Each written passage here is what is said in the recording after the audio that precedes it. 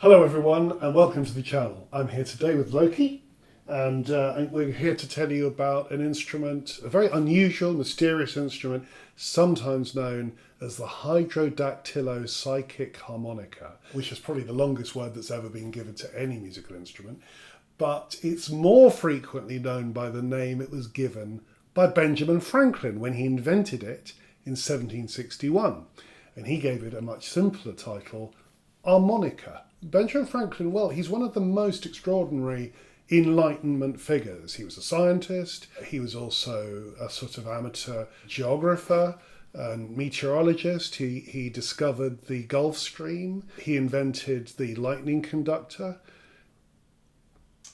he also invented 2 hours later bifocals, the Franklin stove, and the phonetic alphabet. He invented that. He was also a politician and a diplomat and a philosopher and one of the drafters and signatories of the American Constitution. And he was an abolitionist and generally a key figure in the Enlightenment.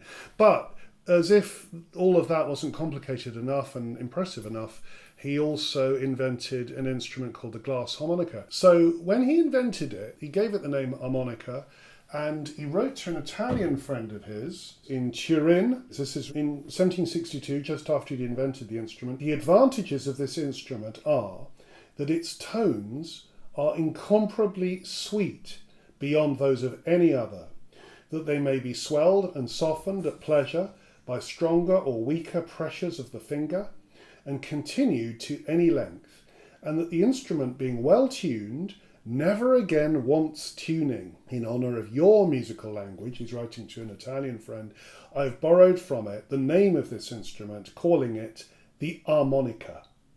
And the way the instrument works is, he was originally inspired by the sound that you get when you moisten your finger and run it around the rim of a glass.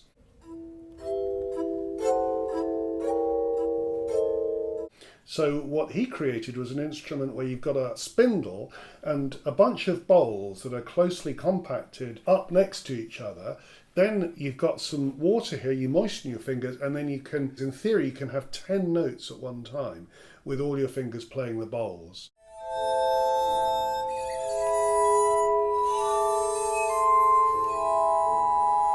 And it's quite hard to play. And it only has an octave and a half compass or thereabouts, certainly the instrument that he invented. The range isn't that big, but it makes this extraordinary sound. And of course, it is the ultimate sort of late 18th century gadget. An extraordinary sound, ethereal, mysterious, and soon became very popular among composers for creating slightly ghostly, ethereal, mysterious effects. It also incurred quite a lot of criticism.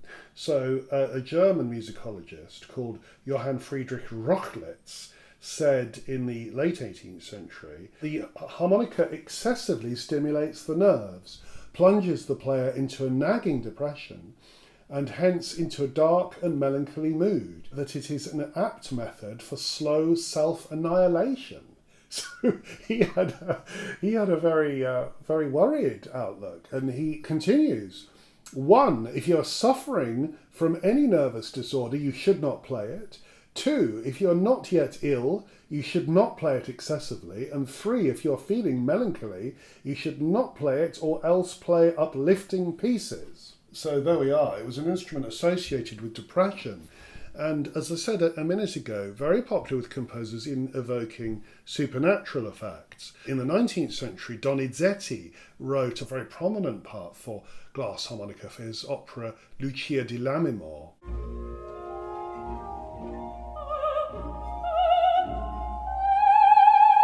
And it plays this marvellous role in that opera.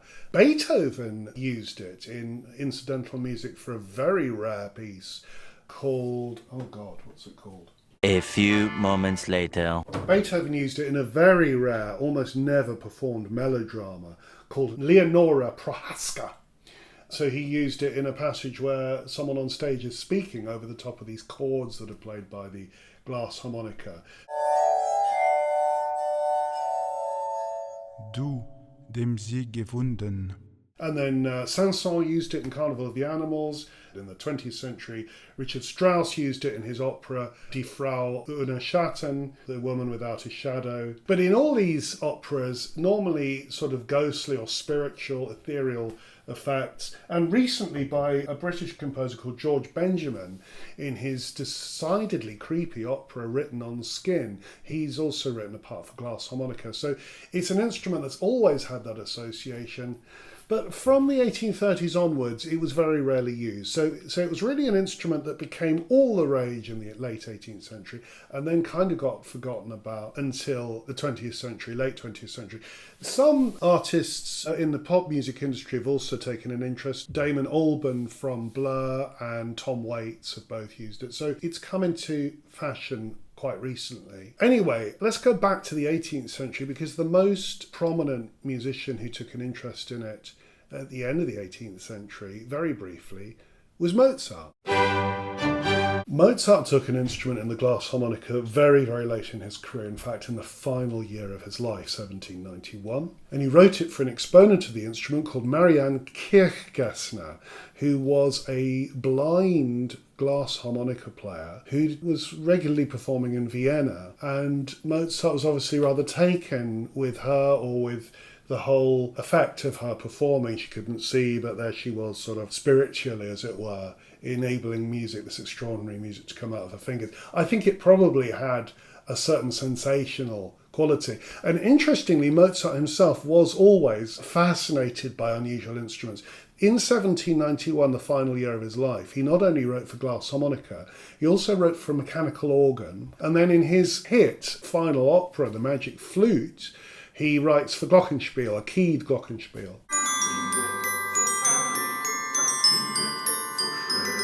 And in fact, the glockenspiel was attached to a keyboard mechanism.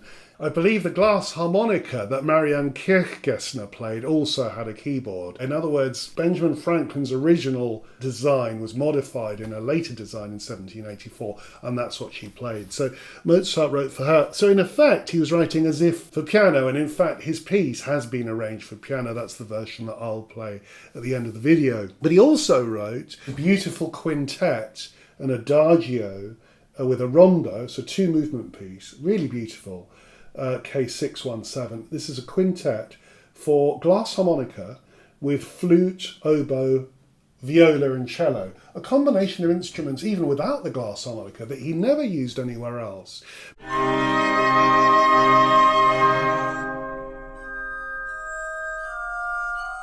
What an amazing quintet, and it truly is a beautiful piece. So there are two works there, and obviously the instrument captured his imagination. I should say something about Mozart in 1791, because there he was in his 35th year. He had no idea that he only had a few months left to live. As far as he was concerned, he was in the prime of life and certainly at the height of his powers. He began the year writing a fantastic piano concerto that turned out to be his last, the 27th, in B-flat major. He was also commissioned by the emperor to write a whole load of dance music for balls that regularly took place in Vienna, because he'd been given a position as sort of court dance composer that year. He was also waiting for the musical director of St. Stephen's Cathedral to die, because this guy, who actually outlived him by 2 years, but Mozart had been promised his job. If he'd got the job, he would have got 2,000 guilder a year, so a decent salary, on top of all his regular work. And then he had these two opera commissions. One was The Magic Flute, which was like a pantomime opera and was a huge hit. And if Mozart had lived a bit longer, he could have virtually retired a wealthy man, because the proceeds from that opera were immense.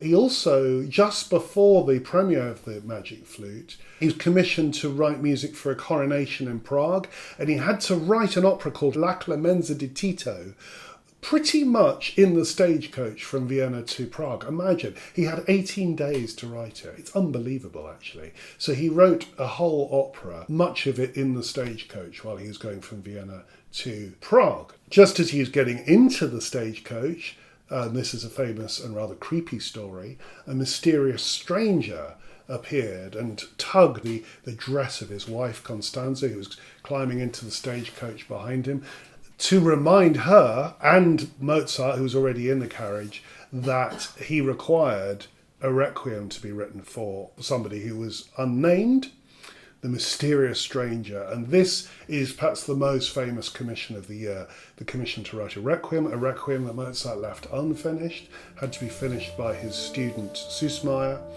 Süssmayr also wrote the recitatives for La Clemenza di Tito because the opera was being written so fast. So imagine the pace of work with all these pieces.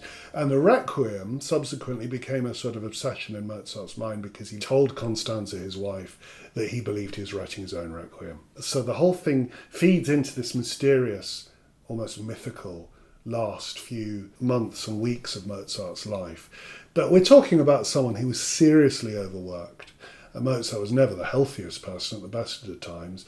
And at the end of the year, he finally succumbed in December to the disease that killed him. I mean, I'm ruling out the whole myth of Salieri having poisoned him.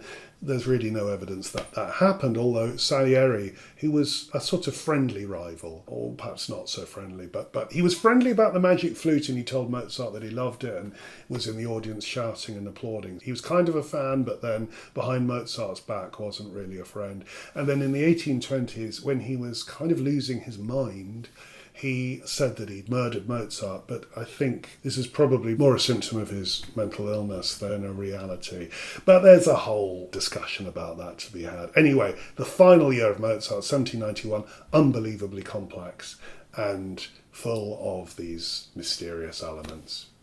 So back to the Glass Harmonica, how does this music fit into his output at the end of his life? Well, it's very interesting because in the final year of Mozart's life, and we are talking about a very short life in which an immense amount of activity of extremely high quality is packed from month to month. And what you notice is that his style evolves almost month by month. So in the final year of his life, there are particular stylistic traits that are very noticeable in the music that he writes that year. One feature is a preference for three-part harmony. For example, in the Magic Flute, this amazing pantomime opera that he composed that year, there's a preference for little simple combinations, almost sort of symbolic combinations of people. So you get the three women, the three ladies, who sing always like a trio and always in sort of rhythmic unison.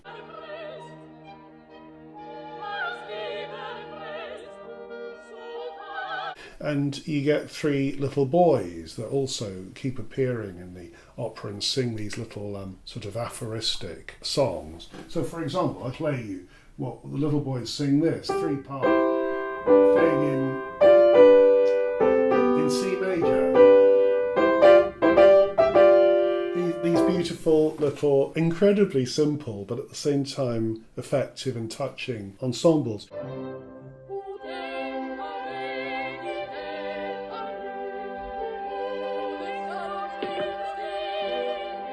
And they keep appearing in the opera and doing that. Another piece, though, that has this same sort of apparently rather simple and touching idiom is a famous chorus that he wrote in 1791 in June called Ave Verum Corpus. And that has this tune.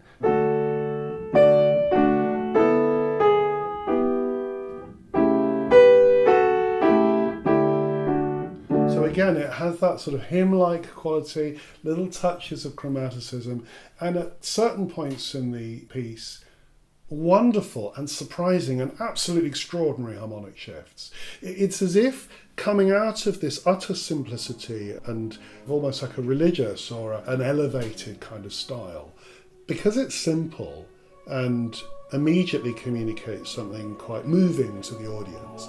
Mozart's also in a position, because of the simplicity, to suddenly throw this incredible harmonic shift at you. And you go, oh wow, that's amazing.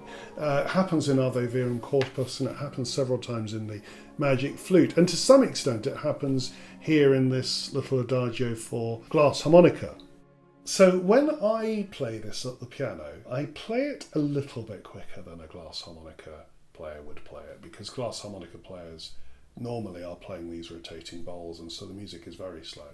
I'm not even sure that the marking Adagio is relevant to glass harmonica players, but when you play it on the piano it seems to work more effectively, it seems to me, at a slightly quicker tempo. And the way that Mozart conceived of this piece, he uses a phrase structure that he's very keen on, and I'll explain it because it's quite interesting. You get it over and over in his work. It's a phrase structure that Arnold Schoenberg, the great 20th century Viennese composer, he identified this phrase structure as what he called a periodic phrase structure. And the way it works is you have one phrase, which we might call A, which comes to kind of like a question phrase. And then we have B, which is a sort of answer, except it ends on a half close, normally on the dominant. Then we get a repeat of A, a repeat of the question, in other words. And then we have what we might call C, which comes to a full close on say, a perfect cadence normally, back on the home key. So, for example, Eine kleine Nachtmusik, second movement. Normally this is a structure that Mozart reserves for his slow pieces. You'll remember it's like a little gavotte. It starts on the third beat, and we have... So there's A, here's B.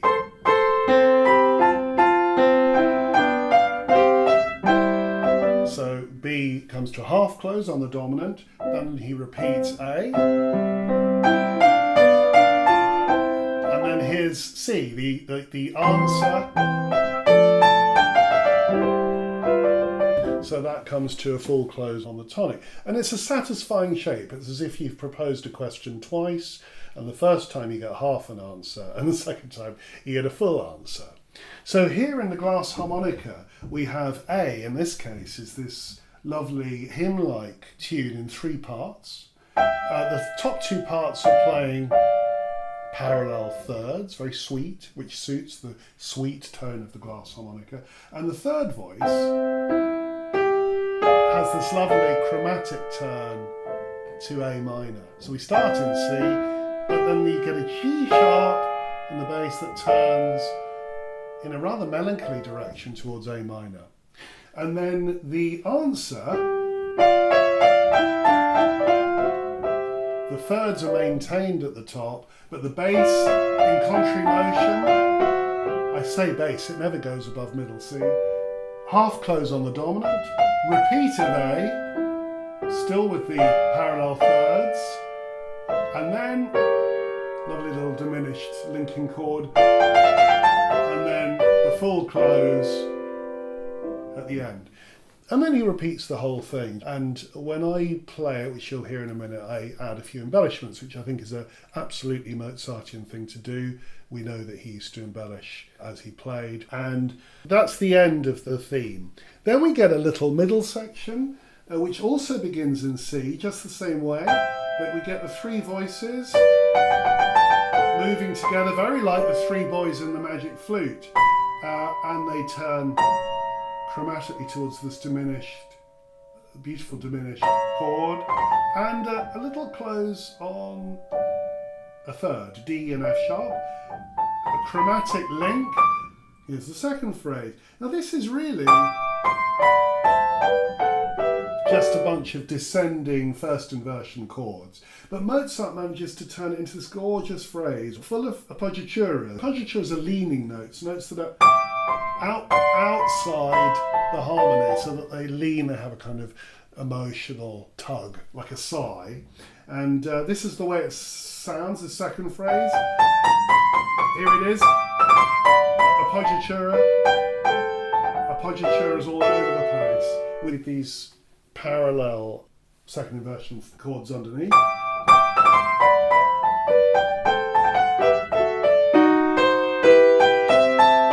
Syncopated close, and then I think any other 18th century composer of the time would have called that a conclusion and back to the tune. But Mozart doesn't. He has a little extra bit, the best bit of all, where he turns up towards D major, and it's like a little soprano aria, this little drop to C major, and then a very surprising, and his contemporaries would have thought, what the hell is this? A diminished chord over a G pedal. This is extraordinary. Watch this. Anyone else of the period would have resolved it that way towards towards G. He does this. He pulls it from that seventh to that seventh. So you have two dissonant chords going into one another. This repeats something I said a few weeks ago, that if you really want to see who is the author of the Wagnerian conception of highly chromatic harmony, where one dissonance dissolves into another, you know, the Tristan effect, you can see it here in Mozart. Dissonance going into dissonance. Isn't that fantastic? And then we get this recap. Of course, when Mozart recapitulates things, he normally varies them. So here we have slightly more active bass line and little embellishments.